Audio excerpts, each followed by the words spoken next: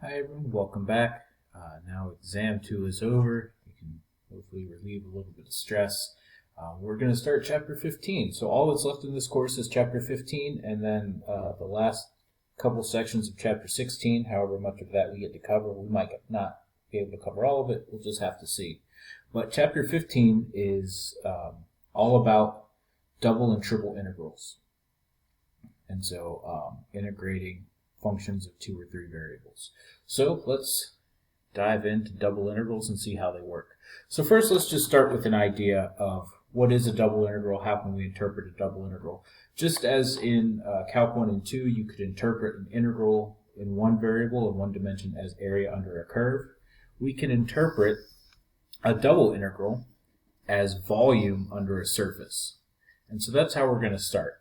So imagine that we have some rectangle, and so we can represent the rectangle as this kind of product of 2 intervals where we pair every single x value in this interval with every single y value in this interval, or we can represent it this way, all points x and y, such that x is between a and b, y is between c and d, and we get this rectangle in the xy plane.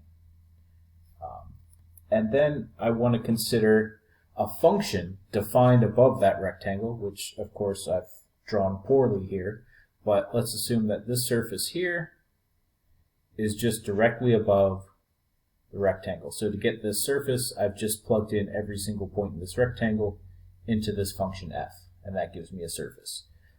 Here, this a and b, these are my x values. This c and d over here, these are the y values that give me the boundary of my rectangle. And what I want to do is consider the volume of this solid formed by everything underneath this surface to the xy plane.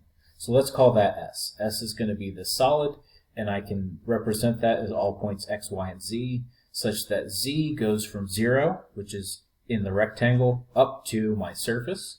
So it gets everything in the middle, and then the points x, y are just coming from this rectangle. I want to find the volume of S. So one way I can do that is by splitting this rectangle into a bunch of smaller rectangles.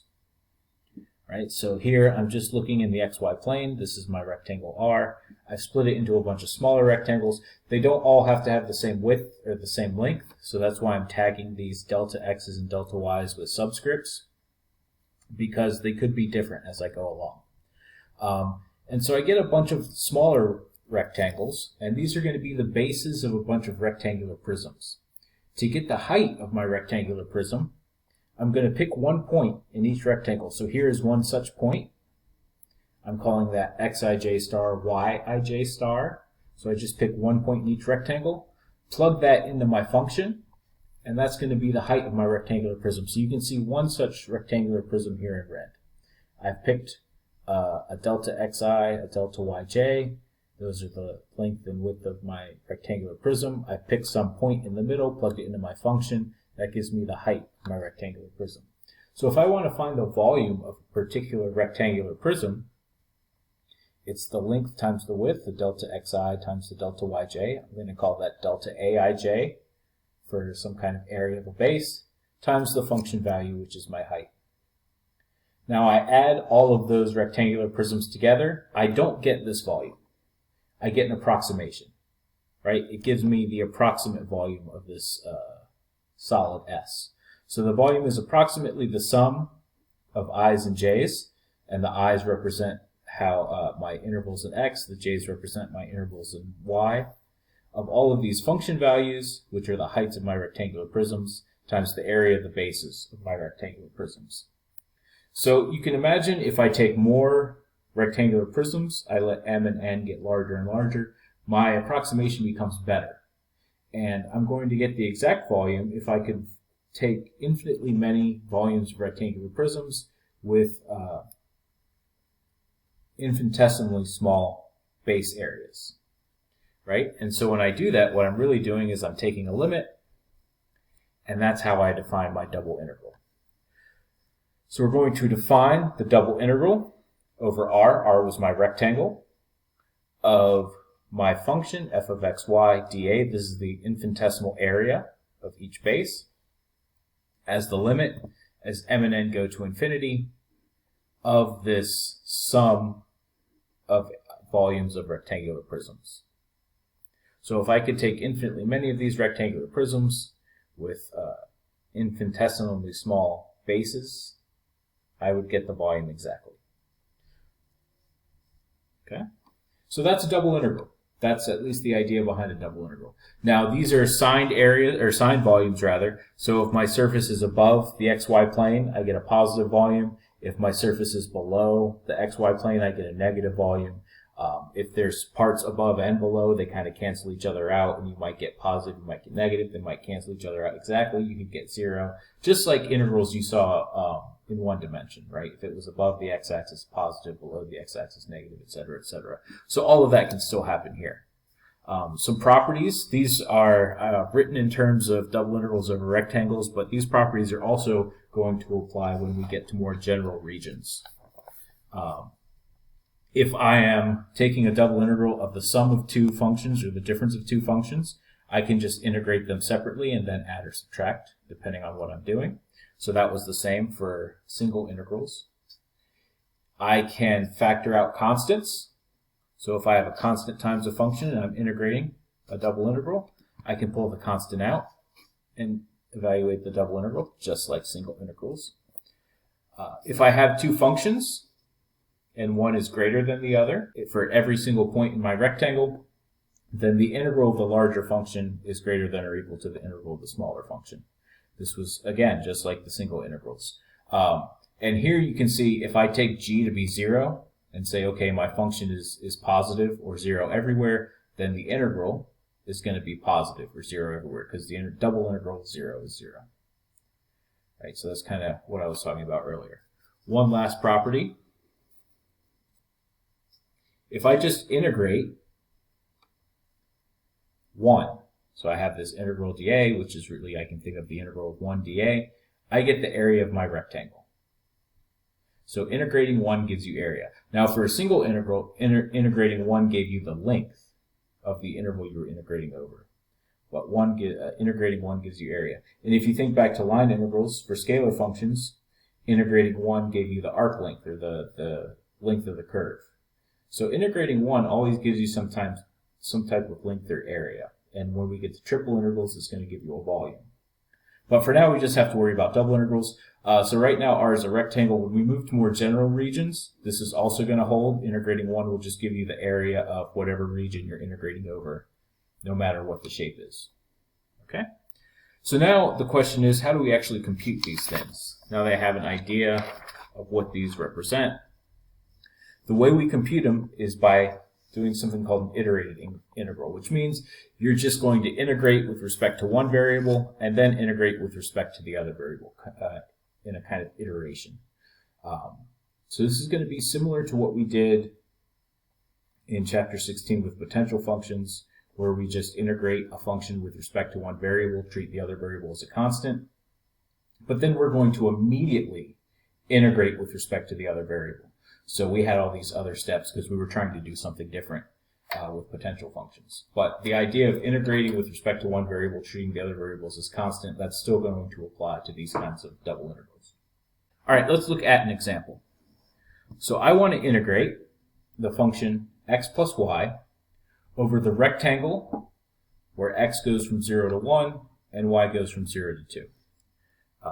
So the way I'm going to set this up, first, I can replace this dA in my double integral with dx dy or dy dx. They both equal dA.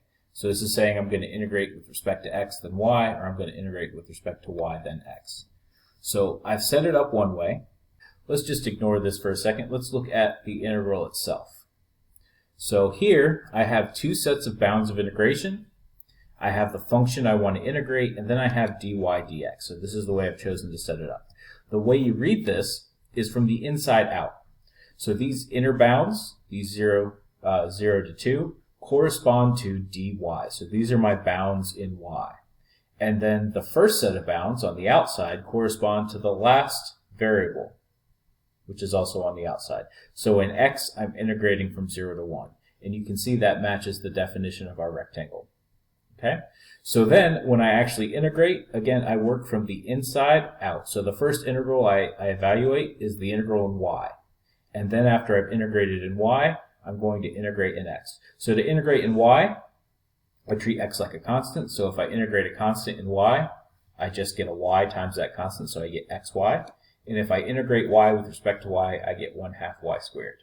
So I integrate with respect to y, I get x times y plus 1/2 y squared. And now I need to evaluate that from 0 to 2.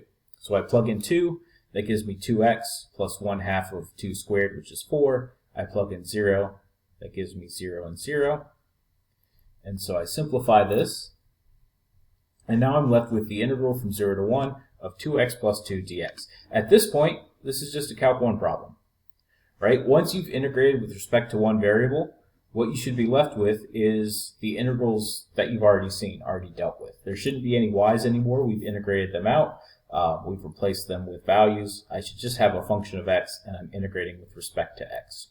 So from here, I just integrate. I get x squared plus 2x. Evaluate from 0 to 1. That gives me 1 plus 2 minus 0 minus 0, so the answer is 3.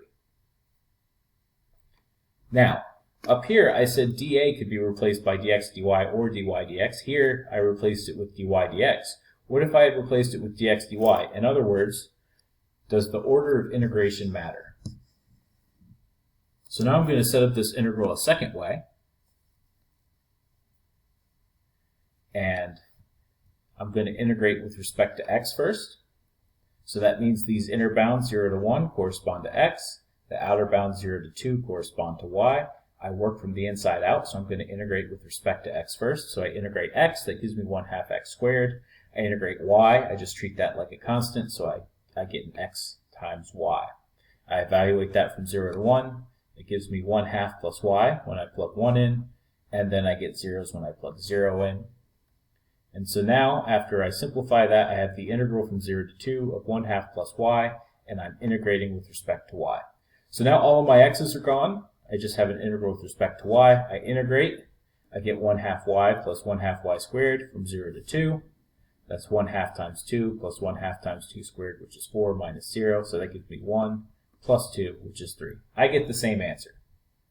So in this case, it didn't matter which way I set the integral up. I got the same answer. And that's always going to be the case when you're dealing with rectangles. This is a theorem called Fubini's theorem. We're also going to revisit this theorem when we get to more general regions. But if you just have a rectangle, then things are pretty easy. You can switch the order of integration. You get the same answer. Nothing matters. You just got to remember that when you switch the bounds, you're basically switching which variable you're integrating with respect to first. So this c and d here correspond to y. When I switch it, these c and d, it's on the outside now, also has to correspond to y. So as long as you're consistent and careful, you can switch the order of integration. Doesn't matter how you set these up, you're going to get the same answer. All right, let's look at some more examples before we go. So here I'm integrating the function x squared y over a rectangle whose x values go from 0 to 4, because this is the variable on the outside, and whose y values go from 0 to 2. Okay, so I'm integrating with respect to y first.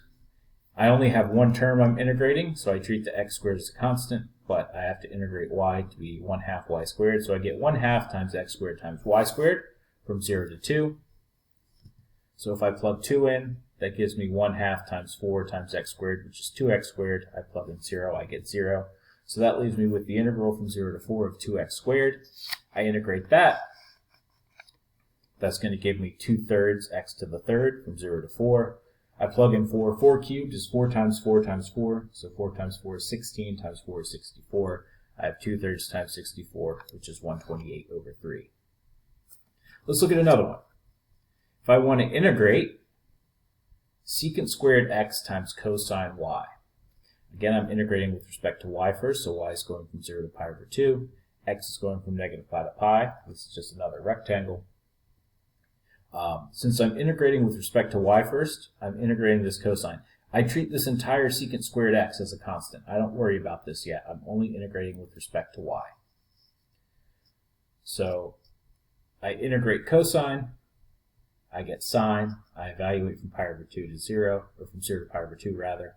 When I plug in pi over 2, I get 1. When I plug in 0, I get 0. So I'm just left with the integral of secant squared. Now, secant squared is the derivative of tangent. So when I integrate secant squared, I get tangent, and I evaluate from negative pi to pi. These are both 0 when I plug them in. So the answer is 0. Before we go, I want to go over something that can possibly simplify these integrals. You don't have to use what I'm about to talk about, so if it confuses you, if it doesn't make sense, feel free to ignore it.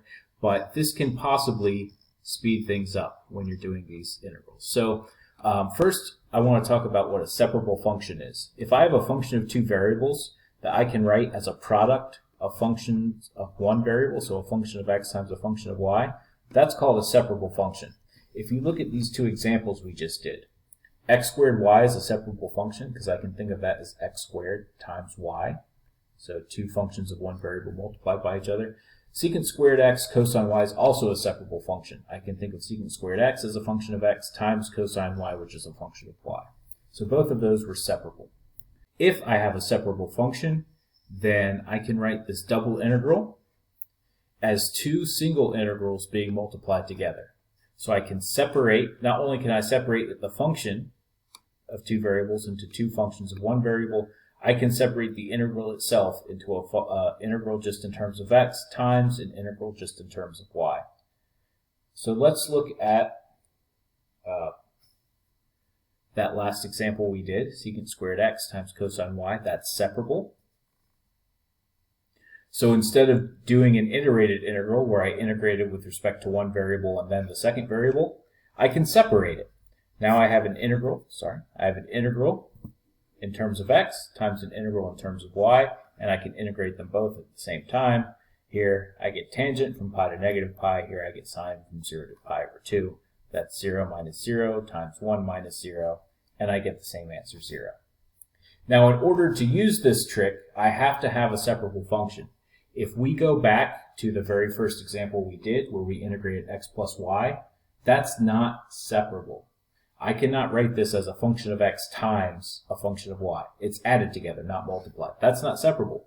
So this iterated integral that we did before, I have to do in order. I have to integrate with respect to x and then integrate with respect to y. I cannot write it this way. This is absolutely wrong. If you work this out real quick, what you should get is that this is 8 and this is 1, so I get 8 times 1. But the value of this integral was 3, so you don't get the same thing.